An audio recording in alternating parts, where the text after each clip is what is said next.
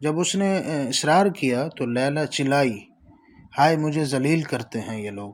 جب اس کے بیٹے عمر بن کلثوم نے یہ چیخ سنی تو وہ غصے سے بھرا ہوا اٹھا اور وہیں بھرے دربار میں عمر بن ہند بادشاہ کو اس نے اس گستاخی اور اس جرت کی وجہ سے قتل کر دیا۔ السلام علیکم ورحمۃ اللہ وبرکاتہ۔ P P S C Arabic lecturer کے انٹرویو کے حوالے سے ہماری ویڈیوز کا سلسلہ چل رہا ہے، اور پچھلی ویڈیو میں ہم نے بات کی تھی طبقہ اولا، یعنی عرب کے کل طبقات کتنے ہیں، شعراء کے طبقات، اس میں سے ہم نے طبقہ اولا کے بارے میں بات کر رہے تھے، پہلے طبقے کے۔ اس کے اندر 7 معلقات کے جو بڑے شعراء ہیں ان کے حالات زندگی کے بارے میں ہم پڑھ رہے تھے۔ اس میں سوال تو ایک ہی کیا گیا تھا کہ معلقات کسے کہتے ہیں اور ان کے شعراء کا نام کیا ہے، لیکن انٹرویو کے دوران یہ بڑے جو مشاہیر شعراء ہیں عرب کے، ان کے بارے میں، ان کی زندگی کے بارے میں سوالات کیے جا سکتے ہیں۔ تو پچھلی ویڈیو میں ہم نے پہلے 3 بڑے شعراء کی زندگی کے بارے میں بات کی تھی، اب اگلے جو شعراء باقی ہیں 4 ان کے بارے میں بات کریں گے۔ تو وہ ٹوٹل 7 شعراء ہیں پہلے طبقے کے طبقات شعراء میں سے، عرب کے طبقات میں سے۔ تو پہلا طبقہ ہے جاہلی شعراء، امراء القیس، زہیر بن ابی سلمہ اور عنتر بن شداد، یہ 3 ہو گئے تھے۔ آج ہم پڑھیں گے طرفۃ بن العبد، یہاں سے پڑھیں گے، اور اس کے ساتھ حارث بن حلزہ، لبید بن ربیعہ، عمر بن کلثوم، ان کو آج پڑھیں گے۔ طرفۃ بن العبد بن سفیان بکری یتیم پیدا ہوا تھا، اس کے چچاؤں نے اس کی تربیت کی تھی، لیکن اس کی تربیت میں کوتاہی برتی گئی، بلکہ اسے بے ادب بنا دیا۔ جب یہ جوان ہوا تو بیکار اور آرام پرست تھا، اور ساتھ ہی یہ لہو و لعب اور یہ شراب نوشی وغیرہ کا عادی ہو گیا، لوگوں کی عزتوں کو پامال کر کے انہیں تنگ کرتا تھا، اور اس کا یہ شوق تھا۔ جوانی کی مستی میں آ کر اس نے عمر بن ہند بادشاہ کی اس نے حجو کہہ دی، یعنی اس کے خلاف اس نے اشعار پڑھ دیے تھے۔ عمر بن ہند ایک بادشاہ تھا، اس کے ہند، اس بادشاہ کے خلاف اس نے حجو کہہ دی۔ حالانکہ ابھی اس کو بادشاہ کی رضامندی کی ضرورت تھی اور اس کے عطیات وغیرہ کا اور اس کے انعامات کا محتاج تھا، لیکن اس نے اس کے خلاف شعر و شاعری کی، اور اس وجہ سے عمر بن ہند کے دل میں اس کے خلاف نفرت پیدا ہو گئی اور کینہ پیدا ہو گیا۔ تو ایک مرتبہ وہ اپنے ماموں، اس کا ماموں تھا متلمس، اس کے ساتھ یہ بادشاہ کے پاس انعامات اور بخشش کی غرض سے گیا۔ متلمس بھی شاعر تھا، اس کا ماموں تھا، اس نے بھی اس بادشاہ کے خلاف شعر و شاعری کی تھی اور اس کی حجو کہی تھی۔ تو وہ دونوں سے بڑے پرتپاک انداز میں ملا تاکہ وہ دونوں کو اس طرف سے مطمئن ہو جائیں، بلکہ اس نے محسوس نہیں ہونے دیا کہ وہ ان دونوں سے ناراض ہے۔ اس نے ہر ایک کو انعام بھی دیا اور ساتھ ان کو 2 خط دیے، اور خط دے کر ان کو کہا کہ بحرین کے گورنر کی طرف اس نے خط لکھ کے دیے اور کہا کہ وہاں سے جا کر اپنا پورا انعام جو ہے وصول کر لیں، باقی انعام آپ کو وہاں ملے گا۔ وہ ابھی گورنر بحرین کی طرف جانے والے راستے پر ہی تھے کہ متلمس کو خط کے متعلق جو ہے شک ہو گیا۔ اس نے کہا کہ شاید اس خط میں پتہ نہیں کیا ہے، تو اس نے خط پڑھنے والے کو تلاش کیا۔ جب اس نے خط پڑھا تو اس میں لکھا ہوا تھا بسمک اللہم، عمر بن ہند کی طرف سے یہ خط ہے۔ تو جو ہی یہ خط آپ کے پاس پہنچے، متلمس یہ خط آپ کے پاس لے کر پہنچے، تو اس کے دونوں ہاتھ اور دونوں پاؤں کاٹ کر اسے زندہ دفن کر دینا۔ اب متلمس نے جب یہ خط پڑھا تو اس نے وہ خط نہر میں پھینک دیا، اور پھر طرفہ کو کہنے لگا کہ تیرے خط میں بھی شاید ایسے ہی لکھا ہوگا۔ اپنے بھانجے کو کہنے لگا کہ تو بھی اپنا خط کھول کر پڑھ لے، شاید ایسا نہ ہو کہ تیرے بارے میں بھی یہی لکھا ہو اور پھر بحرین کا گورنر تجھے قتل کر دے۔ تو اس نے کہا نہیں، ایسا نہیں ہو سکتا، میرے خط میں ایسا نہیں ہے۔ وہ سیدھا بحرین کے گورنر کے پاس پہنچ گیا۔ تو اس نے طرفہ کو جب اس نے خط دیکھا تو اس کے خط میں بھی وہی تھا جو کچھ اس کے ماموں کے خط میں بھی لکھا ہوا تھا، تو اس نے اس خط کی وجہ سے طرفہ کو قتل کر دیا۔ اس وقت طرفۃ بن العبد کی عمر جو تھی 26 سال تھی۔ طرفہ جو ہے بچپن سے نہایت ذہین، انتہائی حساس اور تیز فہم تھا۔ اس کی عمر ابھی 20 سال بھی نہیں ہوئی تھی کہ وہ بلند پایا اور کامل شعراء میں شمار ہونے لگا۔ لیکن عمر بن کلثوم کی طرح طرفہ بھی صرف اپنے معلقہ کی وجہ سے مشہور ہوا۔ اس کے اشعار تو بہت زیادہ ہیں، لیکن راویان شعر جو ہیں ان تک ان کی رسائی نہیں ہو سکی۔ طرفہ وصف میں راست گو اور مبالغہ میں غلو نہیں کرتا تھا، اس کا یہ امتیازی مقام تھا شعر و شاعری کے اندر، لیکن اس کے اشعار میں عمدہ ترکیبیں اور غیر مانوس الفاظ، مبہم مضامین پائے جاتے ہیں۔ یہ سب کچھ اس کے معلقہ، جو طرفہ کا معلقہ خانہ کعبہ میں لٹکایا جاتا تھا، اس میں پایا جاتا تھا، جس کی ابتدا غزل سے، پھر اس نے سلسلہ کلام کو جاری رکھتے ہوئے انوکھے اور منفرد انداز میں اپنی اونٹنی کی تعریف کی، اس کے بعد ذاتی کمال کو فخری انداز میں پیش کیا، جو نہایت ہی پرمغز اور فصاحت و بلاغت سے بھرپور شاعری ہے۔ تو یہ طرفہ تھا۔ تو اس کا قتل ہوا عمرو بن ہند کی، اس نے برائی بیان کی تھی، اس وجہ سے اسے خط لکھ کے دیا گیا، اور یہ خط بحرین کے گورنر کے پاس لے کے گیا تو اس نے اسے مار دیا۔ تو اس کی وفات ہوئی ہے ہجرت سے 60 سال قبل، اس کی وفات ہوئی ہے طرفت بن العبد کی۔ اس کے بعد ہے جو دوسرے اس کے بعد جو شاعر ہے، یہ طرفہ جو ہے یہ چوتھا شاعر ہم ڈسکس کر رہے ہیں جاہلی شعراء میں سے، جو جن کے معلقات ہیں۔ اس کے بعد پانچواں شاعر ہے عمرو بن کلثوم۔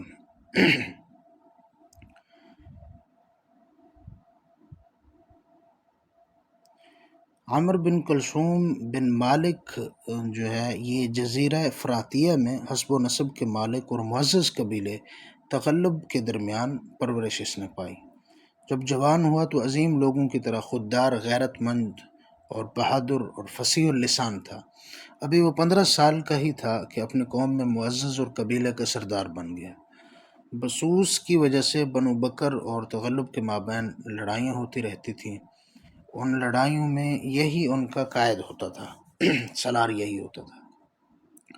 تو اس نے پوری جرت اور طاقت سے ان لڑائیوں میں حصہ لے کر کارہائے نمایاں سر انجام دیے، اور آخرکار دونوں قبیلوں نے اعلی منظر کے شاہان حیرہ میں ایک بادشاہ عمرو بن ہند کے ہاتھ پر متفقہ مصالحت کرائی۔ یہ عمرو بن ہند وہی بادشاہ تھا جس نے طرفہ کو مروایا تھا، خط لکھ کر قتل کروایا تھا۔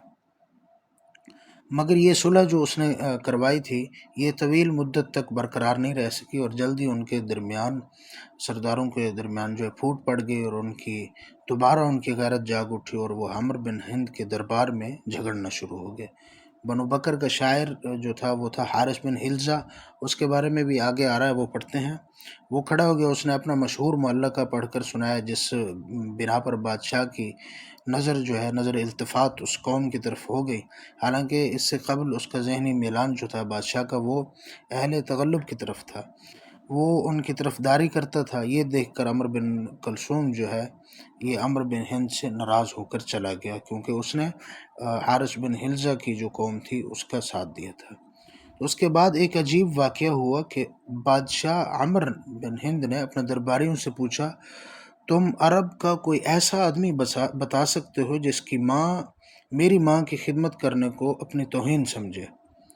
تو لوگوں نے اسے بتایا کہ وہ شاعر ہے عمرو بن کلثوم، اس کی ماں لیلا کے متعلق ہم کہہ سکتے ہیں کہ وہ ایسا کرنے کو ذلت اور عار سمجھے گی۔ تو کیونکہ اس کا باپ جو تھا وہ اس کا چچا کلیب بن وائل اور اس کا خاوند کلثوم بن عتاب عرب کا مشہور شہسوار ہے، اور اس کا بیٹا عمرو بن کلثوم اپنی قوم کا مایہ ناز سردار ہے۔ وہ جو آپ کے دربار میں بھی حاضر ہوا تھا، پھر ناراض ہو کر چلا گیا، تو وہ اس کی ماں جو ہے وہ آپ کی خدمت کرنے کو عار سمجھے گی۔ یہ سن کر عمرو بن ہند نے عمرو بن کلثوم کو کہلا بھیجا کہ عمرو بن ہند آپ سے ملنا چاہتا ہے، اس کی خواہش ہے کہ آپ آئیں اور اپنی والدہ کو بھی ساتھ لائیں، میری والدہ ان سے ملنا چاہتی ہیں۔ تو چنانچہ عمرو بن کلثوم خاندان تغلب کی ایک جماعت لے کر اپنی والدہ کے ہمراہ جزیرہ سے عمرو بن ہند کے ہاں پہنچا۔ عمرو کے حکم سے فرات اور حیرہ کے درمیان شامیانے لگوا دیے گئے، اور اپنی حکومت کے سرکردہ افراد کو بھی اس نے بلوا لیا، اور وہ سب وہاں جمع ہو گئے۔ ادھر عمرو بن ہند نے اپنی ماں کو سکھا دیا کہ تم لیلا بنت سامل جو ہے، وہ اس کی ماں جو ہے اس سے کوئی کام کرنے کے لیے کہنا، جب لیلا شامیانے میں داخل ہوگی تو تم اس سے کوئی کام کرنے کے لیے کہنا۔ تو یہ لوگ جب وہاں پہ پہنچے تو جب لیلا شامیانے میں داخل ہوئی اور اطمینان سے ایک جگہ پر بیٹھ گئی تو عمر بن ہند کی ماں نے لیلا کو کہا کہ ذرا یہ کوئی چیز تھی کہ یہ چیز مجھے اٹھا دو۔ تو لیلا نے اس اپنی عزت اور وقار کو برقرار رکھتے ہوئے کہا، جس کام کو وہ اپنا کام خود کرے، جس کو کوئی کام ہو وہ اپنا کام خود کر لے۔ جب اس نے اصرار کیا تو لیلا چلائی، ہائے مجھے ذلیل کرتے ہیں یہ لوگ۔ جب اس کے بیٹے عمر بن کلثوم نے یہ چیخ سنی تو وہ غصے سے بھرا ہوا اٹھا اور وہیں بھرے دربار میں عمر بن ہند بادشاہ کو اس نے اس گستاخی اور اس جرت کی وجہ سے قتل کر دیا، اور پھر فوراً ہی جزیرہ واپس چلا گیا۔ وہاں پہنچ کر اپنے معلقہ جو اس کا شہرہ فاق معلقہ تھا، جس کی ابتدا غزل اور شراب نوشی سے اس نے کی تھی، پھر اس نے جو کچھ وہ اس کے پاس جو تھا وہ اس میں قصیدے کے اندر وہ اس نے بیان کیا اور اپنی قوم اور نسب کی بڑائی کا فخریہ تذکرہ کیا۔ یہ قصیدہ مجلسوں میں اس کی کثرت سے پڑھا گیا، کہ اتنی کثرت سے پڑھا گیا کہ عام و خاص کی زبان پر آ گیا، خصوصاً خاندان جو اس کا تھا تغلب، اس پر قصیدہ کی بڑی شہرت حاصل ہوئی۔ انہوں نے اس کو خوب پڑھا اور پھیلایا، اور اس کی شہرت اور مقبولیت کو دیکھتے ہوئے یہ قصیدہ جو ہے معلقہ کے اندر بھی شامل کیا گیا۔ عمر بن کلثوم جو ہے فی البدیہہ شاعر تھا۔ اس کی شاعری اگرچہ بہت کم ہے، مگر اس کا اسلوب بہت نہایت عمدہ اور مضمون بہترین اور پاکیزہ ہوتا تھا۔ یہ اس کی وفات ہوئی 40 سال ہجرت سے 40 سال پہلے، وفات ہجرت 40 قبل ہجری اس کی وفات ہوئی ہے۔ اس کے بعد ہے حارث بن حلزہ۔ یہ جاہلی طبقہ جو ہے شعراء کا، اس میں اس کا چھٹا مقام ہے، یہ چھٹے نمبر پر ہم پیچھے 5 پڑھ چکے ہیں۔ تو یہ حارث بن حلزہ، اسے یشکری بھی کہا جاتا ہے۔ یہ بنو بکر میں اس کا وہی مقام تھا جو عمر بن کلثوم کا بنو تغلب میں مقام تھا۔ یہ بھی اس کی طرح اس معلقے کی وجہ سے مشہور ہوا ہے، جس کے متعلق کہا جاتا ہے کہ اس نے بادشاہ کی موجودگی میں یہ قصیدہ فی البدیہہ کہا تھا، تاکہ وہ اس کی وجہ سے بادشاہ کا رجحان اپنی طرف کر لے اور اپنی قوم پر لگائے گئے الزامات کا دفاع کر لے۔ وہ جو قصیدہ اس نے عمر بن ہند کے سامنے پڑھا تھا، یہ قصیدہ کہنے کا سبب جو تھا وہ یہ تھا کہ بکر و تغلب نے عمر بن ہند کے سامنے ہتھیار ڈال کر یہ طے کیا تھا کہ وہ دونوں قبیلوں سے ضمانتیں لے کر ظالم سے مظلوم کا حق دلائے۔ تو اس موقع پر دونوں قبیلوں نے ایک دوسرے پر الزام تراشی کی۔ خاندان تغلب نے خاندان بکر پر غداری کا الزام لگایا۔ نوبت یہاں تک پہنچی کہ دونوں فریق عمر بن ہند کے سامنے جھگڑنے لگے اور ہاتھا پائی تک بات پہنچ گئی۔ تو بادشاہ کا میلان جو تھا اس وقت وہ عمر بن کلثوم کے خاندان یعنی بنو تغلب کی طرف تھا، اس کی طرفداری اس کی طرف تھی۔ تو پھر اس شاعر نے، حارث بن حلزہ نے، اس کے جذبات کو ابھارنے کے لیے دربار میں موجود لوگوں کے سامنے وہ یکدم کھڑا ہوا اور اس نے فی البدیہہ اپنا قصیدہ پڑھنا شروع کیا۔ اس وقت وہ اپنی کمان پر ٹیک لگائے کھڑا تھا۔ کہتے ہیں وہ اس قدر مغلوب الغضب تھا کہ اس کا ایک ہاتھ کٹ گیا اور اسے محسوس تک نہیں ہوا۔ اس نے اس احسن انداز میں بادشاہ کی مدد سرائی کی کہ وہ اس کی سوچ پر غالب آ گیا اور اسے اپنا ہم خیال بنا لیا۔ اس کے دل میں خاندان بکر کے سردار نعمان بن حرم کی جلد بازی کی وجہ سے جو حسد اور کینہ وغیرہ بھرا ہوا تھا پہلے سے جو اس کے دل میں تھا، تو اسے بھی اس نے ختم کر دیا۔ تو حارث نے طویل عمر پائی ہے۔ اسماعی کا خیال ہے کہ اس قصیدے کو سناتے وقت اس کی عمر تقریباً 135 سال تھی، یہ حارث بن حلزہ کی۔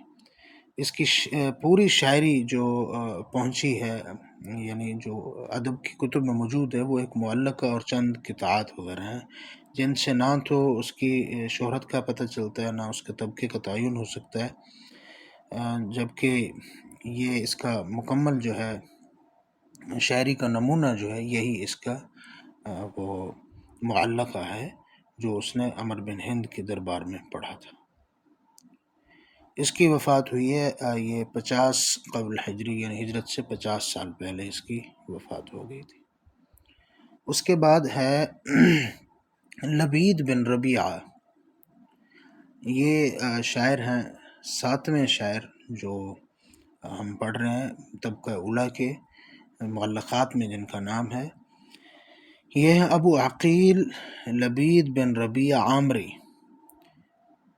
تو اس نے سخاوت اور بہادری کی آغوش میں پرورش پائی. اس کا باپ ربیعہ پریشان حال لوگوں کی امیدگاہ تھا. اس کا چچا بہت بڑا شاہ سوار تھا اور اس کا لقب تھا ملاعب الاسنہ، یعنی نیزو کے ساتھ کھیلنے والا. اور اس کے اشعار کہنے کا سبب یہ تھا کہ اس کا ماموں جس کا امیر ربیعہ بن زیاد نعمان بن منظر کے پاس گیا، اور لبید بن ربیعہ جو تھا اس کی قوم بنو عامر کے متعلق اس نے غلط قسم کے الفاظ کہے. جب بنو عامر کا وفد ملاعب الاسنہ کی قیادت میں، یعنی اس کے چچا کی قیادت میں، نعمان بن منظر کے بادشاہ کے پاس پہنچا تو اس نے وفد کو اہمیت نہ دی اور بے رخی برتی. اس ناروا سلوک سے یہ لبید بن ربیعہ کے قبیلہ جو تھا بنو عامر، اس کو بہت دکھ ہوا. انہوں نے اپنی بے عزتی محسوس کی.